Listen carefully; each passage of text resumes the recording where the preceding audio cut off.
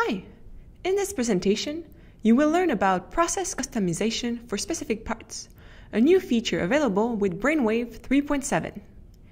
This feature can be used by the operator to adjust for variations between parts during production without the need to reprogram the process.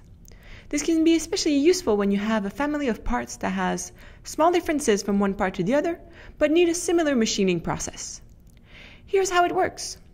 When the operator loads the machine, the following menu is displayed.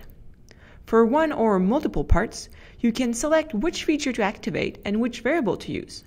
For example, you could adjust the tool speed for your polishing process according to the surface finish you want. In short, with BrainWave 3.7, you get access to process customization for specific parts, giving you maximum flexibility for your production. That's all for today. If you have more questions about the features of BrainWave, feel free to reach out to us and we will be more than happy to answer them.